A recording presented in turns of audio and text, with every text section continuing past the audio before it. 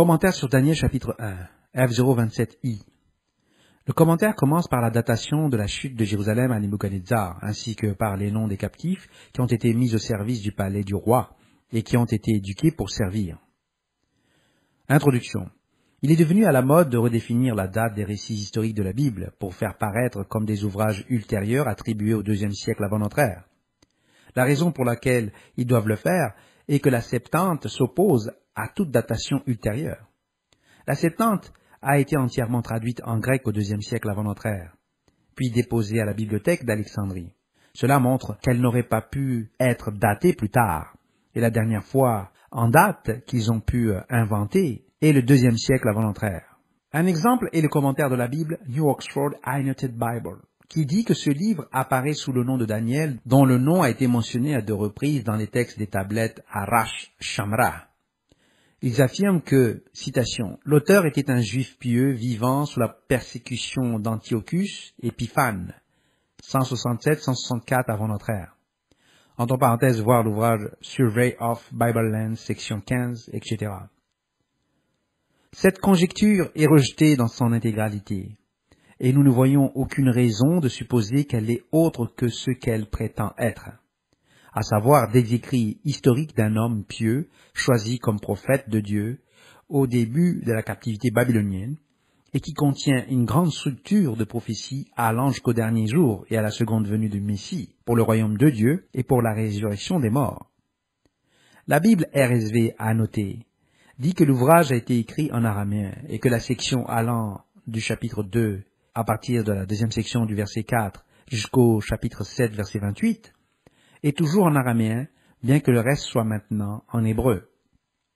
Si les rédacteurs de l'ouvrage d'Oxford avaient raison, le texte devait être retraduit en hébreu, après que l'hébreu a cessé d'être utilisé à l'époque des Séleucides. Une telle activité paraît inutile et peu pratique. Le texte est dit avoir commencé en la 3e année de Jéhoïakim et est daté de l'an 606 avant notre ère par la Bible RSV annotée, qui est l'année précédant la bataille de Carchemish en l'an 605 avant notre ère. Dans les faits, ils sont partis avant la bataille de Carchemish, mais ont été retardés par cette bataille, et ils n'y sont arrivés que l'année suivante, en l'an 604 avant notre ère. Le premier test auquel ces captifs devaient être confrontés était celui des lois de Dieu, telles qu'elles sont stipulées par la Bible dans Lévitique chapitre 11 et Deutéronome chapitre 14. Se référer au document Les lois sur l'alimentation numéro 015. Cela devait refléter la lutte qui s'est déroulée tout au long de la période de la prophétie allant jusqu'au dernier jour, et l'établissement du royaume de Dieu sous le Messie et les lois de Dieu. Les érudits antinomiens ne veulent tout simplement pas être confrontés à ces faits et les traiter. Daniel chapitre 1, nous lisons. La 3e année du règne de Jéhoïakim, roi de Juda, Nebuchadnezzar, roi de Babylone, marcha contre Jérusalem et l'assiégea. Le Seigneur livra entre ses mains Jéhoïakim, roi de Juda, et une partie des ustensiles de la maison de Dieu. Nebuchadnezzar emporta les ustensiles au pays de Shinéar, dans la maison de son Dieu, et il les mit dans la maison du trésor de son Dieu. Le roi donna l'ordre à Ashpenaz, chef de ses eunuques, d'amener quelques-uns des enfants d'Israël de race royale ou de famille noble, de jeunes garçons sans défaut corporel, beaux de figure, doués de sagesse, d'intelligence et d'instruction, capables de servir dans le palais du roi, et à qui l'on enseignerait les lettres et la langue des Chaldéens. Le roi leur assigna pour chaque jour une portion des mets de sa table et du vin dont ils buvaient, voulant les élever pendant 3 années, au bout desquelles ils seraient au service du roi.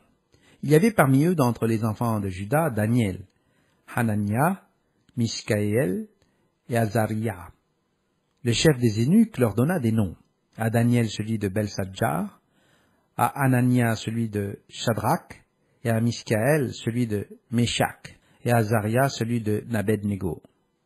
Daniel résolut de ne pas se souiller par les mets du roi et par le vin dont le roi buvait, et il pria le chef des eunuques de ne pas l'obliger à se souiller. Dieu fit trouver à Daniel faveur et grâce devant le chef des eunuques. Le chef des eunuques dit à Daniel, « Je crains mon seigneur le roi, qui a fixé ce que vous devez manger et boire. Car pourquoi verrait-il votre visage plus abattu que celui des jeunes gens de votre âge? Vous exposeriez ma tête auprès du roi. » Alors Daniel dit à l'intendant, à qui le chef des eunuques avait remis la surveillance de Daniel, d'Anania, de Michaël et d'Azaria. Éprouve tes serviteurs pendant 10 jours, et qu'on nous donne des légumes à manger et de l'eau à boire. Tu regarderas ensuite notre visage et celui des jeunes gens qui mangent les mets du roi, et tu agiras avec tes serviteurs d'après ce que tu auras vu. Il leur accorda ce qu'ils demandaient, et les éprouva pendant 10 jours. Au bout de 10 jours, ils avaient meilleur visage et plus d'embonpoint que tous les jeunes gens qui mangeaient les mets du roi. L'intendant emportait les mets et le vin qui leur étaient destinés, et il leur donnait des légumes. Dieu accorda à ces 4 jeunes gens de la science, de l'intelligence dans toutes les lettres et de la sagesse. Et Daniel expliquait toutes les visions et tous les songes.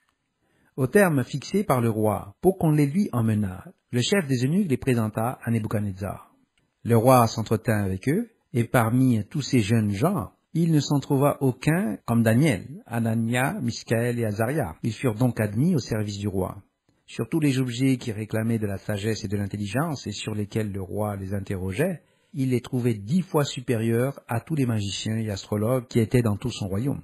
Ainsi fut Daniel jusqu'à la première année du roi Cyrus, version Louis II. Ci-après dans ce document les notes de Bullinger sur le chapitre 1, disponible en anglais uniquement. Fin de la lecture du commentaire sur Daniel chapitre 1. F027.1